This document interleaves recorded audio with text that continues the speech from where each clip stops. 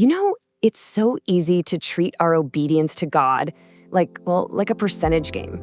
We figure, hey, if we give him 90, maybe 95% of our lives, he'll grade on a curve, right? He'll just overlook the rest. But what if I told you that in God's eyes, there's no such thing as partial credit? That's the really challenging but liberating truth we're going to dive into. So here it is, the core idea laid bare. 95% obedience is still rebellion. Now hang on, this isn't about not trying hard enough or being perfect. It's about something way deeper, a lack of complete surrender. It's about that tiny part we hold back, that one little area we think is insignificant, that actually ends up defining our entire walk with God. And listen, this isn't some newfangled idea. In fact, it's rooted in a powerful, almost haunting, cautionary tale from Scripture. So let's take a look at the story of a king who almost got it right and see for ourselves the massive consequences of holding back. Okay, so if we jump into the book of 1 Samuel, we meet this guy, King Saul. God gives him a super clear, direct command. But Saul thinks he has a better idea. He almost obeys, but he decides to spare the best animals, telling himself and everyone else that he'll use them for a really noble sacrifice to God. I mean, it sounds spiritual, doesn't it? But whoa, the prophet Samuel's reply is just thunderous. He says, to obey is better than sacrifice. And then he drops this bombshell, for rebellion is as the sin of witchcraft. Now, you have to understand, in that culture, witchcraft was all about grabbing power and control from a source other than God. So what Samuel is saying is that Saul's partial obedience, his so-called good intentions, were actually rooted in that same dark desire to control the outcome himself. It wasn't partial credit, it was a total rejection of God's authority. And that's the key takeaway right there. Partial obedience is just self-will dressed up in religious clothing. We try to put a spiritual spin on our disobedience, to make it feel okay, to make it look acceptable. But God sees right through the costume, straight to a heart that's still whispering, I know better. Look, this story about Saul, it's not just some old dusty tale. It actually reveals a universal principle. God designed us for total alignment with his will, spiritually, morally, the whole shebang. He's after wholeness, not just a performance that we'd call good enough. Think about it like this, for real. You're on a plane and the pilot's voice crackles over the intercom. Hey folks, good news. I'll be following about 95% of the flight plan today. Would you feel safe? No way. You're demanding 100% commitment, as you should. Or how about this one? Imagine a surgeon leaning over you and saying, don't you worry, I've sterilized most of the instruments for your operation.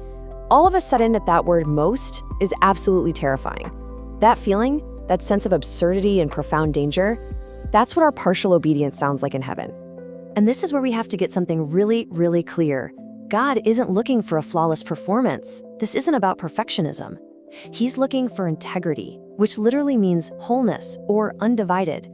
He's not asking for a show. He's inviting us into a complete, total partnership with him. All right, let's dig into the root of this rebellion, because it is so subtle, it's actually dangerous. It often feels like we're doing the right thing, but what it leads to is a life where the throne of our heart is only half occupied. You want to know what makes partial obedience so incredibly dangerous? It's the disguise. It feels obedient because, hey, we are doing a lot of what God asked. It looks religious, just like Saul wanting to make a big sacrifice, and it even sounds sacrificial. But underneath that very convincing disguise, it's still rebellion. It really boils down to this conflict right here. God calls us into a partnership, but we settle for giving him a performance. He asks for integrity, our whole, undivided heart, but we give him halves. He desires our complete surrender, but we keep one hand gripped tightly on the controls, just in case. I mean, look at that. That 5% can seem so small, right? So insignificant. But that little unyielded area, that's where the rebellion takes root. That's the part of us that says, yeah, I'll obey God, but only as long as it makes sense to me. We have to remember, true faith doesn't just operate within our understanding. It really begins right where our understanding ends. And let me tell you, that 5% is anything but harmless. It becomes a back door, basically an open invitation for decay, anxiety, and confusion to just seep into our lives.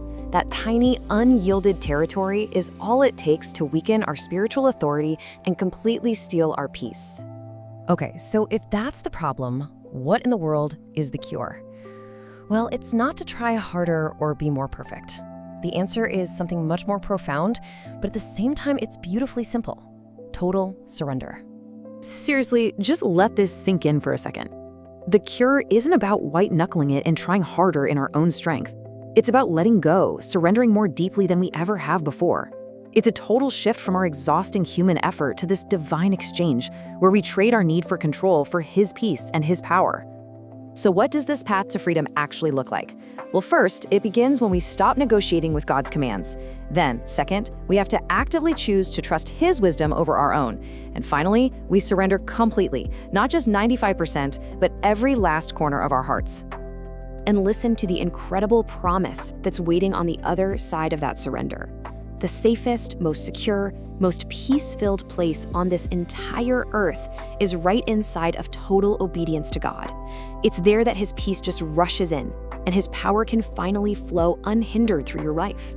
So let's bring this all home with one final challenge. Let's make this personal and actionable for you right now on your own path to freedom. I just want to invite you to make this your prayer. Just say it quietly in your heart. Father, forgive me for calling my partial obedience faithfulness. I'm so sorry. Today, I surrender the corners of my heart I've kept for myself. Search me, God. Expose every single area where I've been negotiating with you, and teach me what it means to trust you completely. It really all comes down to this simple, stark contrast. We've been living with the disguise, haven't we? Believing our partial obedience was faithfulness.